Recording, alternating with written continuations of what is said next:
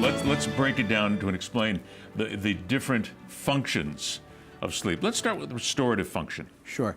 So restorative function essentially refers to cell repair.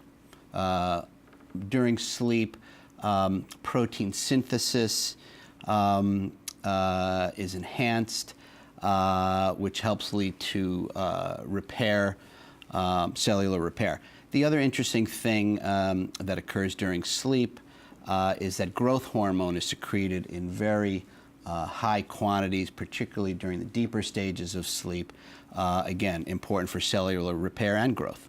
These all connect together, so restorative function then connects to energy conservation, correct? Correct. These are essentially sort of the state of our thinking in terms of why we sleep. This may not be an all-inclusive list, but these are sort of the main highlights of how sleep is important for us. So with regard to energy conservation, for example, we believe that the purpose of sleep may be to help sort of conserve limited resources, to allocate those resources when we need them, which is really when we're awake, when feeding occurs and cognition and so forth.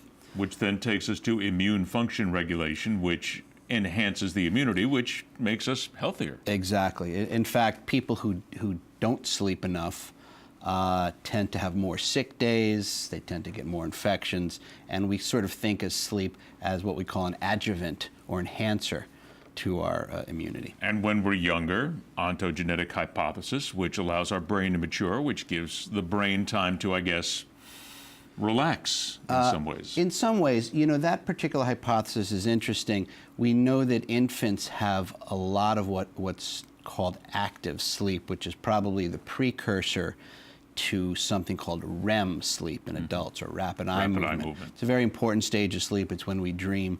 But infants have a lot of that kind of sleep. It's referred to active sleep in their case. And we believe it's necessary for the brain to mature properly.